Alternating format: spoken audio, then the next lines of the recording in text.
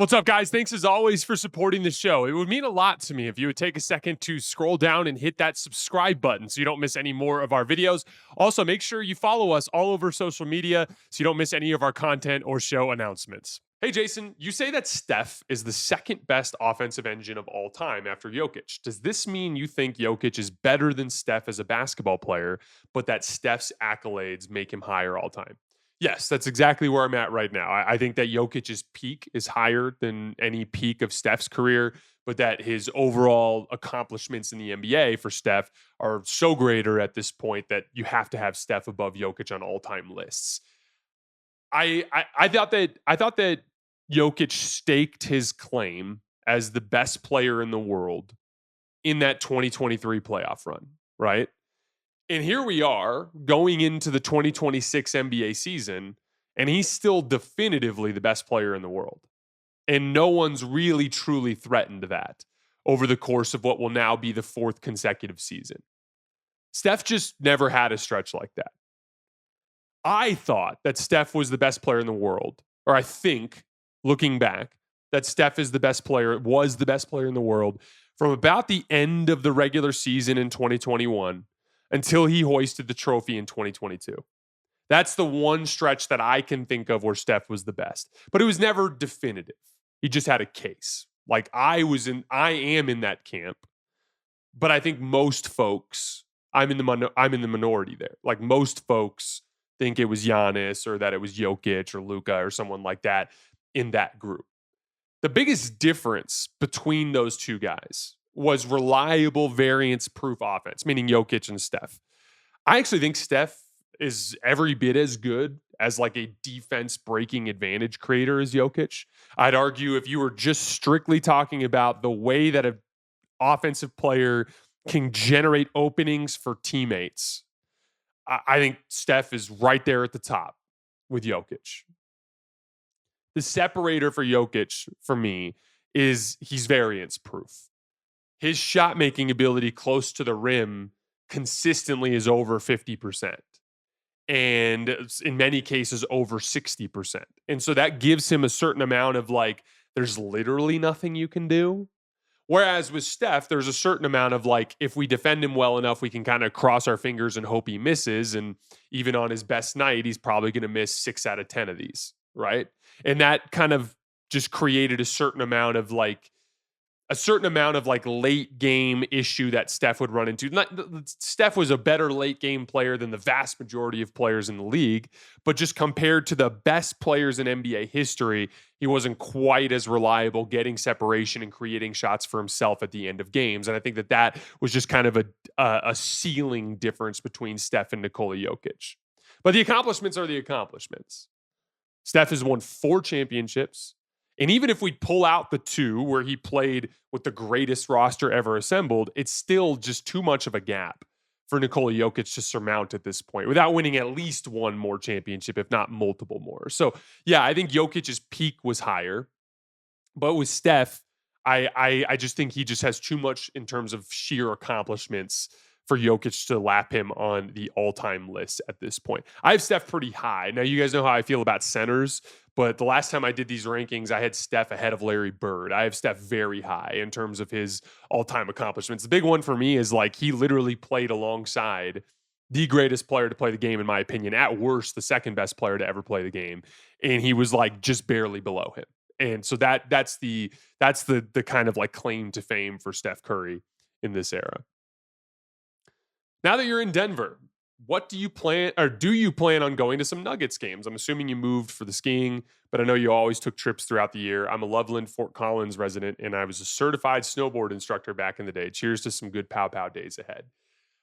Yeah, we're loving it here. We actually just did a trip back into the mountains yesterday. We drove back to Leadville and I've always had a thing for super tall mountains. So we went to go see Mount Elbert and Mount Massive is what they're both called.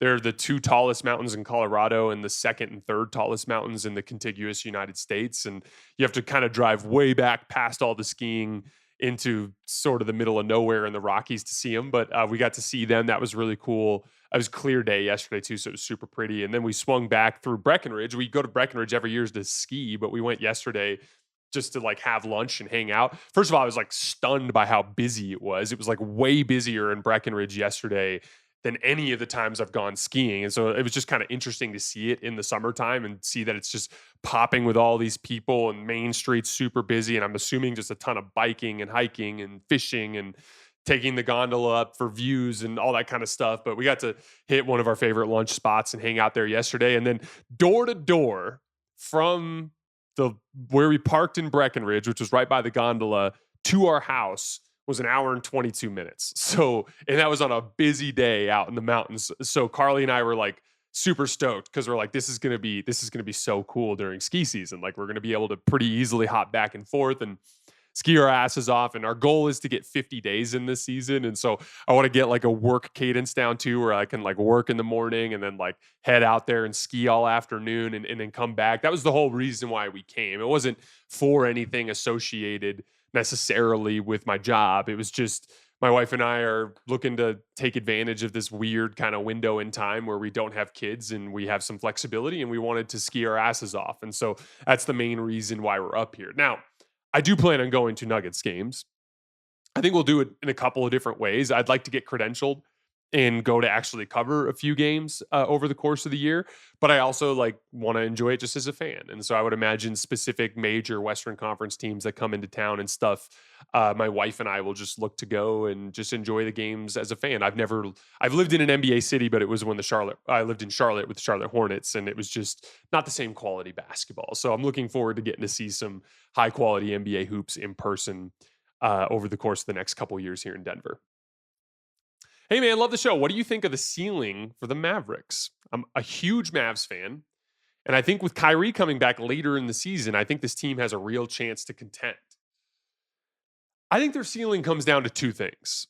Kyrie's return, as you mentioned. I think one of the unique things with Kyrie, I've talked about this a lot over the years, but there are certain scoring players, like perimeter scorers, that are somewhat immune to spacing concerns because of how gifted they are at getting to spots in the middle of the floor and knocking down mid-range jump shots that every defense has to concede to a certain extent. At the high end, it's guys like Shai Gilgeous-Alexander, right? I thought he demonstrated an awesome example of that in the Minnesota series, for example. Looking at, Kevin Durant obviously fits that mold. To me, Kyrie Irving to a slightly lesser extent, but I think he also kind of fits that mold as like a spacing proof scorer because of his ability to shoot over the top of defenses and work in very tight spaces. And so if Kyrie can come back, we already have talked about extensively. I think this Dallas team has the potential to be outrageously good on defense. The crazy rangy athleticism on the front line with guys like Anthony Davis and Cooper Flagg and Derek Lively and PJ Washington and Daniel Gafford. They're just incredibly rangy on the front. Even if they end up consolidating a couple of those guys, they just have an insane, I would imagine it'll eventually be Lively, AD, Cooper. That's going to be an insane defensive trio. They've got some guards that can defend as well. If they get reliable surgical scoring in big moments with a defense that can keep games close, they're going to be really tough to beat. And so I think Kyrie's return is obviously a big swing. The second piece of it is that consolidation trait.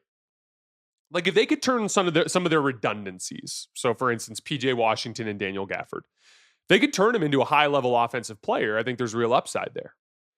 I was trying to think this morning, just like a basic example. Like, what if they could get someone like Tyler Herro? Like, what if they could flip Daniel Gafford and PJ Washington for Tyler Herro? I think specifically with D'Angelo Russell, who is a very high level, like, D'Lo is a wheel greaser on offense. Like, I think you guys are, for D'Lo having the reputation that he has, like, I think Dallas fans are going to like him. I actually liked D'Lo as a regular season player. He was very frustrating in the postseason because of his lack of physical intensity and his lack of attention to detail.